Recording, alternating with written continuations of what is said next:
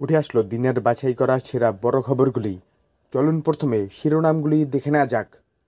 Supreme নির্দেশ আমরা accept করলাম, 3 মাসেই নতুন নিয়োগ হবে, প্রমিস মমতার।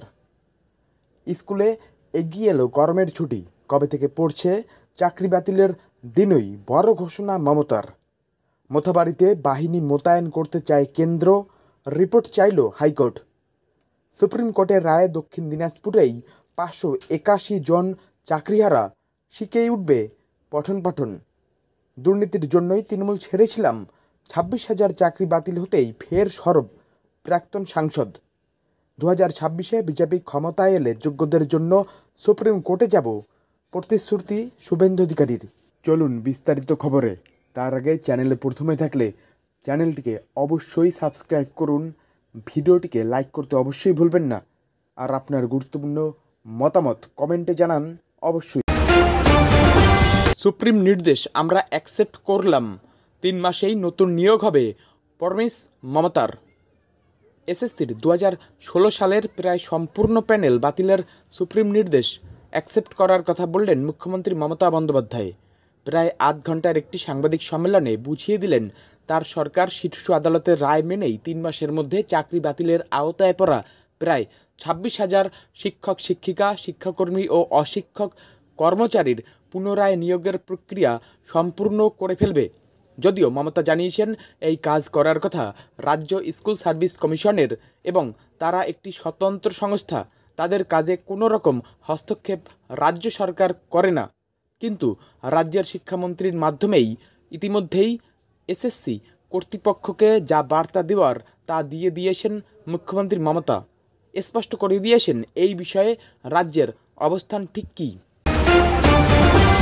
স্কুলে এগিয়ে এলো গরমের ছুটি, কবে থেকে পড়ছে চাকরি বাতিলের দিনই বড় ঘোষণা মমতার। গরমের ছুটি কবে থেকে পড়বে ঘোষণা করে দিলেন বাংলার মুখ্যমন্ত্রী মমতা বন্দ্যোপাধ্যায়। মমতা বন্দ্যোপাধ্যায় বলেন, এবারের গরমের ছুটিটা 30 এপ্রিল থেকে পড়বে, যাতে ছাত্রছাত্রীদের ও শিক্ষক শিক্ষিকাদের কোনো অসুবিধা না হয়। সেই সঙ্গে তিনি জানিয়েছেন, শিক্ষামন্ত্রী জানিয়েছেন আগে মে মাসের দ্বিতীয় সপ্তাহে ছুটি পড়ত, তবে এবার গরম পড়েছে, এবার 30 এপ্রিল থেকে গরমের ছুটি পড়বে। তিনি জানিয়েছেন এমনিতে এই সপ্তাহে একাধিক ছুটি রয়েছে, তবে গরমের ছুটিটা 30 এপ্রিল থেকে পড়বে। তবে কদিন এই গরমের ছুটি পড়বে তা নিয়ে অবশ্য নির্দিষ্টভাবে তিনি কিছু জানাননি।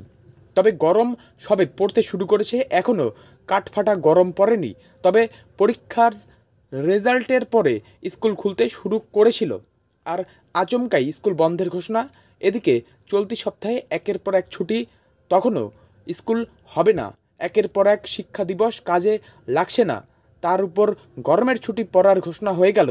এ নিয়ে রীতিমতো বিভ্রান্তির মধ্যে পড়েছেন স্কুলের শিক্ষক শিক্ষিকা ও অভিভাবকদের একাংশ। এমনকি উত্তরবঙ্গের একাধিক জেলায় এখনও গরম সেভাবে পড়েনি। সেক্ষেত্রে কেন আচমকা গরমের ছুটি ঘোষণা করে দেওয়া হলো তা নিয়ে প্রশ্ন উঠছে। মোথাবাড়িতে বাহিনী মোতায়েন করতে চায় কেন্দ্র, রিপোর্ট চাইল হাইকোর্ট। মালদার মোথাবাড়িতে গোষ্ঠী সংঘর্ষের ঘটনায় এবার কেন্দ্রীয় সরকারকে রিপোর্ট পেশ করতে বলল কলকাতা হাইকোর্ট। এর আগে কলকাতা হাইকোর্টেরই পর্যবেক্ষণ ছিল মোথাবাড়িতে যা ঘটেছে, তারপর রাজ্য সরকারকেই আইন শৃঙ্খলা নিয়ন্ত্রণে আনতে হবে। সকলেই চায় সর্বত্রই শান্তি বজায় থাকুক, সেইটা রাজ্য প্রশাসনকেই নিশ্চিত করতে হবে।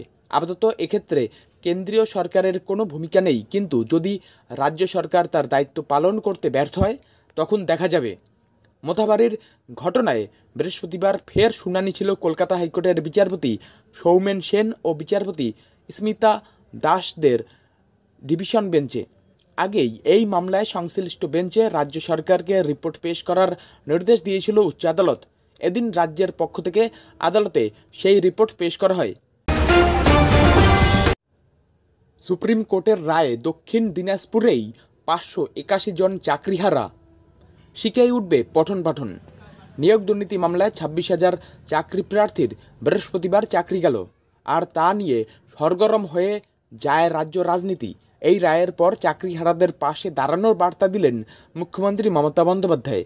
সুপ্রিম কোর্টের রায়ে তাদের ভবিষ্যৎ কার্যত অনিশ্চিত, আর এই আবহে দক্ষিণ দিনাজপুর জেলাতেই শুধু 581 জন শিক্ষক এবং শিক্ষাকর্মীর চাকরি বাতিল হতে চলেছে। এই রায় প্রকাশ্যে আসার পর জেলার নানা স্কুলে সমস্যা দেখা দিতে শুরু করেছে। বিশেষ করে এমন অনেক বিষয় রয়েছে যেখানে মাত্র একজন শিক্ষক আসেন, আবার বহু স্কুলেই শিক্ষাকর্মীর অপ্রতুলতা রয়েছে। এই রায়ে এবার প্রশাসনিক কাজ পরিচালনায় বড় সমস্যা হবে। দুর্নীতির জন্যই তৃণমূল ছেড়েছিলাম, 26,000 চাকরি বাতিল হতেই ফের সরব প্রাক্তন সাংসদ। তৃণমূলের বিরুদ্ধে ফের সরব হলেন প্রাক্তন তৃণমূল সাংসদ জহর সরকার। সুপ্রিম কোর্টের নির্দেশে প্রায় 26,000 চাকরি বাতিল হওয়ার পরই সোশ্যাল মিডিয়ায় নিজের পুরনো দলের বিরুদ্ধে মুখ খুললেন তিনি। বৃহস্পতিবার সুপ্রিম কোর্টের প্রধান বিচারপতি সঞ্জীব খান্না এবং বিচারপতি সঞ্জয় কুমারের বেঞ্চ পশ্চিমবঙ্গের 2016 সালের শিক্ষক নিয়োগের পুরো প্যানেলই বাতিলের নির্দেশ দিয়েছে। বেঞ্চ জানিয়েছে 2016 সালের শিক্ষক নিয়োগের পুরো প্রক্রিয়াতেই কারচুপি করা হয়েছে। 25,753 জনের ওই নিয়োগ প্রক্রিয়ায় কোনো বিশ্বাসযোগ্যতা নেই জানিয়ে তৃণমূল সরকারের বিরুদ্ধে ক্ষোভ উগরে দিয়েছেন চাকরিহারাদের একাংশ। নিজের এক্স মাধ্যমে জহর সরকার লেখেন, মানুষ আমাকে জিজ্ঞাসা করে কেন আমি তৃণমূল কংগ্রেসের সাংসদ পদ থেকে পদত্যাগ করেছি। আমার বিবেক কি আমাকে এই ধরনের পচনের অংশ হতে দেবে? আমি তৃণমূল কংগ্রেসের সাথে গিয়েছিলাম কারণ দলটিকে সাম্প্রদায়িক ফ্যাসিবাদী বিজেপির বিরুদ্ধে সবচেয়ে কঠিন প্রতিপক্ষ ভেবেছিলাম। আমি তৃণমূল কংগ্রেস ছেড়েছি কারণ তৃণমূল কংগ্রেসের দুর্নীতি এবং কর্তৃত্ববাদ চরমে পৌঁছেছে। 2026-এ বিজেপি ক্ষমতায় এলে যোগ্যদের জন্য সুপ্রিম কোর্টে যাব, বিস্ফোরক শুভেন্দু অধিকারী। বৃহস্পতিবার সুপ্রিম কোর্ট 2016 সালের পুরো প্যানেল বাতিল করেছে, যার ফলে চাকরিহারা হয়েছেন প্রায় 26,000 জন। এরপর থেকে প্রশ্ন উঠতে শুরু করেছে, 1 বছর সময় পেলেও যোগ্য অযোগ্য প্রার্থী বাছাই করা গেল না কেন? এই আবহে এবার রাজ্যের বিরোধী দলনেতা শুভেন্দু অধিকারী প্রতিশ্রুতি দিলেন 2026 সালে রাজ্য বিজেপি ক্ষমতায় এলে যোগ্য শিক্ষকদের জন্য সুপ্রিম কোর্টে রায় পুনর্বিবেচনার আবেদন জানাবেন। শিক্ষক নিয়োগ দুর্নীতিতে কলকাতা হাইকোর্টের রায় বহাল রেখেছে সুপ্রিম কোর্ট। শীর্ষ আদালতের প্রধান বিচারপতির বেঞ্চ জানিয়েছে 2016 সালের শিক্ষক নিয়োগের পুরো প্রক্রিয়াতেই কারচুপি হয়েছে। 25,753 জনের ওই নিয়োগ প্রক্রিয়ায় কোনো বিশ্বাসযোগ্যতা নেই।